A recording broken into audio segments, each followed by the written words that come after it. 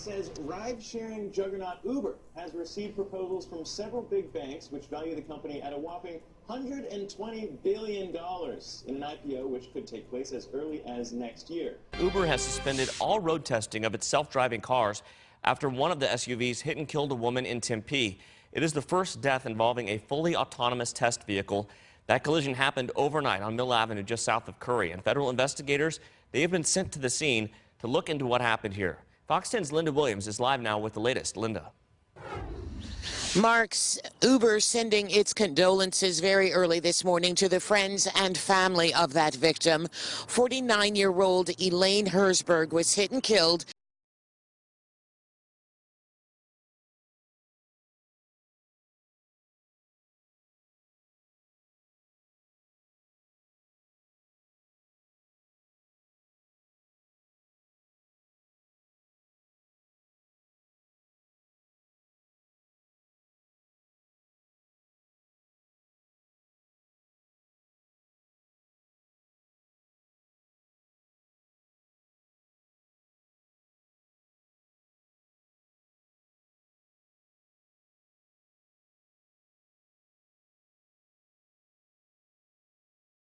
An Action News investigation, the proliferation of ride-sharing services has some parents using Uber and Lyft to taxi their children around. But it is against the policy of both companies and could, in fact, be dangerous. Action News investigative reporter Chad Perdelli is here with one mom's warning. What's that story? Yeah, Jim, you know, we teach our kids never get in a vehicle with a stranger, but it's happening. And a young teen girl says she was kidnapped by a driver, and even after he was charged, he continued to drive for Uber. We're not showing the teen's face at the mother's request. The Uber driver picked up the 15-year-old around 9:30 p.m. It was a chilly March night. She just wrapped up a hair appointment, but the teen says the ride quickly turned uncomfortable. I received multiple comments saying that I was pretty. She texted her mom as she was told to do when her mom ordered the ride. The text said, "I'm in the Uber and I feel uncomfortable." Shakira Parks pleaded with her daughter to tell the driver, Robert Beeman, to let her out. The man then put his hand on the lock and said, "No, you're coming with me." She began crying. I'm crying. I said, "Get out the car." She said, "I can't." I said, "What you mean you can't?" She said, "His hand is on the lock button."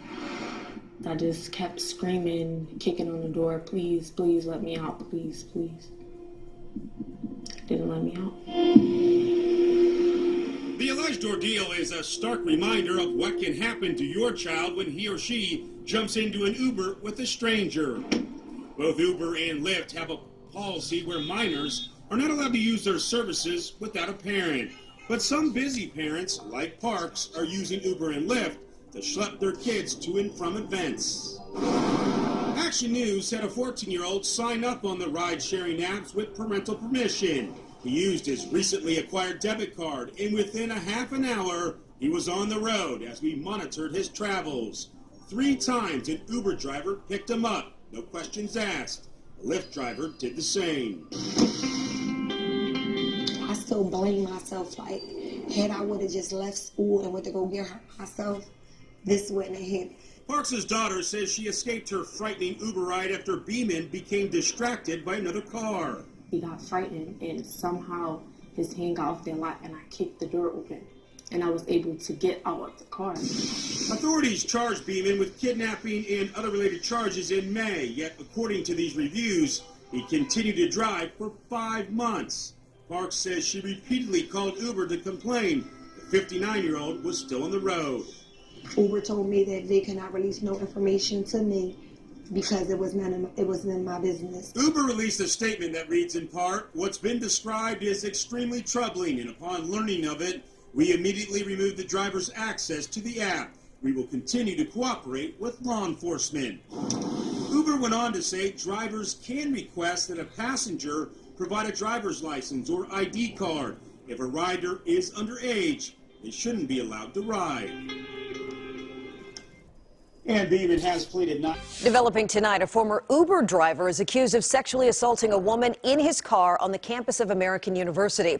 The victim says the driver attacked her early Sunday morning. Fox 5's Melissa Howell is live at AU tonight with the very latest. Melissa? Sean, you know, you can expect to see Uber drivers coming all up and down along Massachusetts Avenue, dropping students off here at the American University. And tonight, the suspect, 36-year-old El Hussein Jordali, he was in fact an Uber driver, but Uber says that he was permanently removed from providing rides back in 2015, Uber not providing any detail as to why. He was taken into custody today and is now facing charges for first-degree sexual abuse. That incident happened on the main campus of American University. According to the police, the victim was picked up from the DuPont Circle area. She believed Jordali was operating a vehicle for hire for a ride-sharing service when she got in. Once he arrived at the victim's destination here at AU, that's when the attack took place.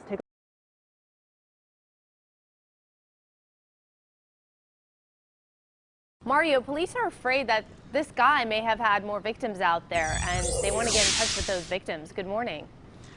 Araxia, and he has a felony record.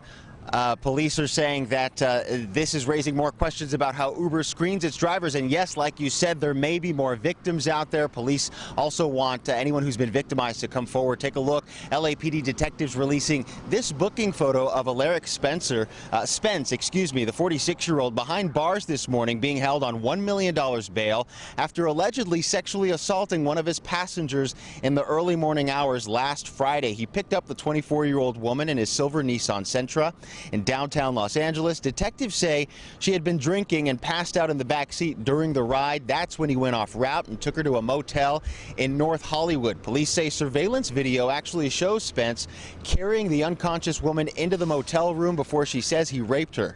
She woke up and called 911 immediately to report it, and police now say the driver may have done this before.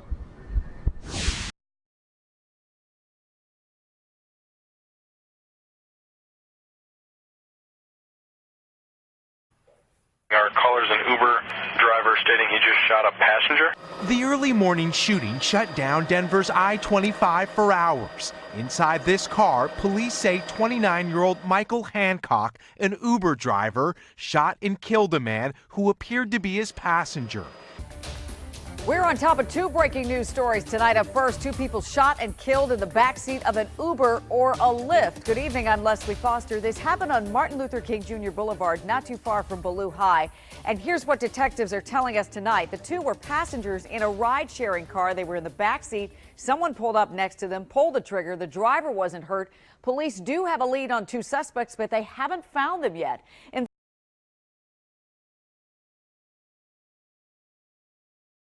It's alleged that the man picked up the 16-year-old girl on Brisbane's south side around 8:30 on Friday night. And it was during that journey that he allegedly raped her in his Uber. Now, this has stunned a lot of people here. We have learnt he only travelled to Brisbane around 12 months ago from the UK with his wife and two young children. He definitely won't be driving an Uber again anytime soon.